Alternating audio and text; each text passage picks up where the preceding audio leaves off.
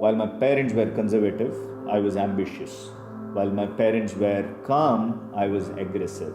While I was angry with everything, my parents were perfectly fine with a lot of imperfection around them. My generation is a generation of fighters, of risk takers, of believers. The new India is not actually new India.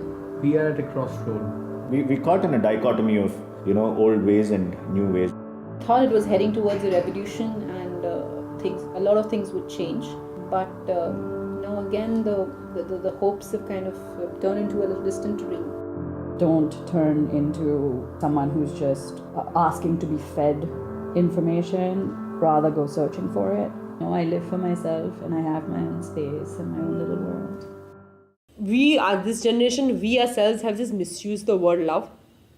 We've abused the word love. So I think love has become complicated. That innocence which one saw, in relationships, in love, is kind of missing today. Girlfriends and boyfriends were pretty rare in a country like ours. You had people getting married at the age of 18 or 17 also at that time. Most of the times against their wishes. I'm a part of a very liberal India, and I'm very independent. I have always been. I have always believed in taking my own decisions. You need to experiment love more. The culture of one night stands, the culture of maybe living in together, that is something my parents cannot relate to. People of my generation, I guess, I put it this way, there would be love and then there would be sex. Today there is sex and then there is love. The phase of friendship has also changed. How my parents define friendship, they cannot understand the friendship I share with a couple of guy friends. But there are people in a different league where they're very open to the concept of sex and sexuality. They're open to, they're very expressive about what they want. There's a section of people for whom sex is still a taboo. Sexuality is an important expression, and people need to open up. In India, it is, especially for the elder generation, the older generation, they believe that this is literally a crime, and a guy and a guy can't be together, or a girl and girl cannot be together. Why are you thinking like this? Why are you judging others like this?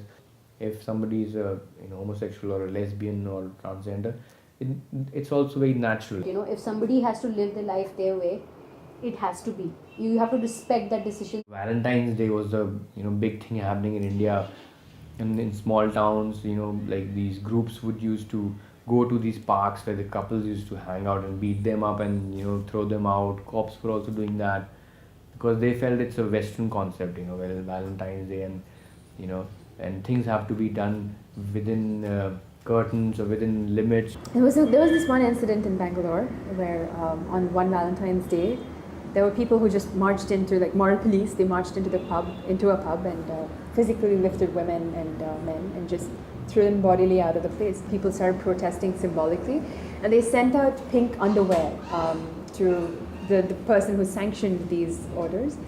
And that was more like trying to send a message saying that you can't mess with us. We know that this is not wrong. So they felt threatened that their ideologies, the core of Indian culture is being compromised. I wouldn't really say there was much of a reaction except for the fact that they denounced everything, that they just said this is a crazy campaign and we need more moral policing. I am waiting for people to change the definitions of love. We've stuck on to that old-fashioned definitions of love and relationship, which has not changed as per time and as per our modern age. And that's why I think a lot of relationship or a lot of couples go into adultery. It also means that stick on to it, loyal. That's the definition that we've given to people who are in love. And marriage again is an important institution in our Indian society. If possible, I would have done away with it. I have been facing the marriage pressure ever since I was 24. And I feel that has pulled me back, that has restricted me in my growth. Being in a relationship has to go into marriage. That's what happens when you tell your parents that you like someone. Then then your parents will get all hyped up that you're going out with so many guys and now you have to marry.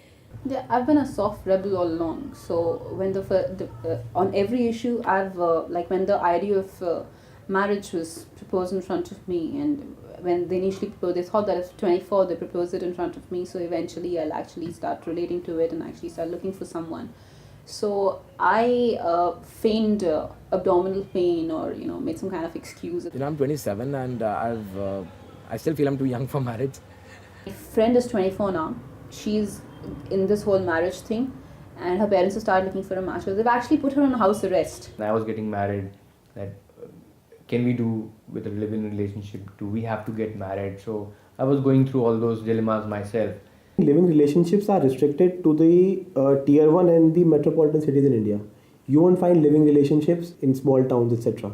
Say this in a small town, that would be it would be a sensational statement. You know, the Indian ethos is about arranged marriages, and it's about your parents finding a match for you, and that's probably, I would say, something that's been tradition for a very, very long time. Where they'll show you profiles on a website.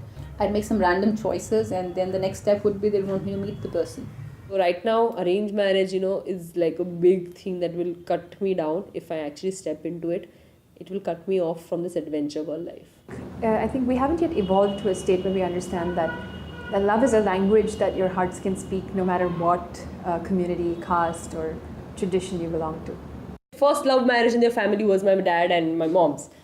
When they married, the barrier in itself broke even in their lives. They did the impossible in their times. They were the heroes. I mean, one of my friends was in a 7-year-long relationship. They parted ways amicably just because her parents would never agree to this match. There's some people who do believe that, they don't believe in love. I'll give you my example of my maid. It's my day-to-day interaction with my maid. She has 3 kids. She got the elder one married at the age of 16, the younger one some at age. The younger one found in a marriage a guy, and she just ran off. And the same caste, same religion, everything same. The guy is a neighbor. Because she had feelings for him, and because of that she wants to spend the life with him, it's not acceptable in their life. After 5 days, if the same parents had fixed up the wedding, it would have been okay with them. So the young girl who's just 15 years old has run away with that guy. They don't know. These people have not even bothered to forget registering a police complaint or an FIR, because at the end of the day, she's still a minor. But she doesn't care. She just says that she has broken my trust, our family name and trust, so we will not care about her. But there are communities where this forms the basis of honor killings. And that's very, very disheartening because it's the complete opposite of love. There was a friend of mine, a very, very good friend of mine, who I knew through a friend. We got speaking, and the poor thing wanted to not marry someone who she was asked to marry.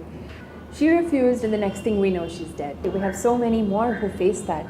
And there are communities where, I think you might have recently read about it in West Bengal, where this girl who chose to marry someone was forcibly gang raped. Under the orders of the headman. Why are we not able to marry people we feel that we care about? Why does one need to marry if there's less commitment in a committed relationship? There's domestic violence because you can't move out and you have to beat up. There is extramarital, sexual relationships. There is prostitution because maybe you don't getting, you're not happy in your marriage physically, emotionally, and you need to cheat and like hide and lie and all those things. My parents and I have a generation gap. I questioned the foundation of a lot of things within life, and it is the same foundation in which they had built their life. So they found it difficult to accept. I feel a disconnect on a lot of issues with my parents, and I feel I'm incapable of making them understand. So I've been really blessed to have been born in a very liberal family.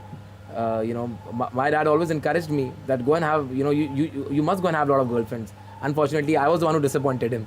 I'd probably have a discontent at every level, So I'm like the modern woman who completely hates stereotypes. So I haven't found someone who's in sync with the way I think. She's a tomboy, First of all, that's something which interested me. It's not somebody I had to take care of, essentially, like, okay, delicate damsel in distress, I've never seen my father hug my mother, but my children have seen more than just me hugging my wife.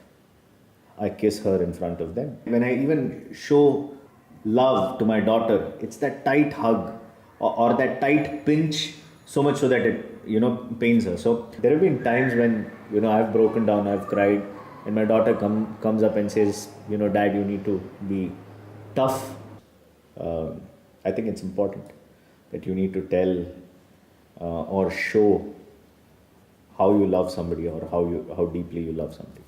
But we have our own little tradition, which is every day at noon, I make tea for her.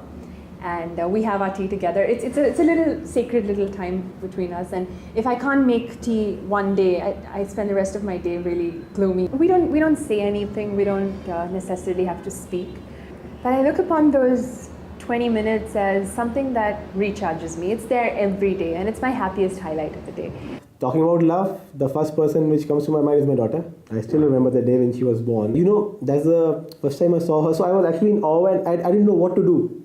So those 5-6 minutes of my life, I don't remember what actually happened. The place I have my hospital in, that place is Old Delhi. So Old Delhi hasn't changed in any way. I haven't directly seen it. I get to hear stories. So obviously it's not a happy story that you get to hear. The 11th child being a female, they don't like it. They cry when a female is born. It's believed that sons are more hands to work, and a girl is more of an expenditure for the family, because when she gets married, the family has to pay a dowry.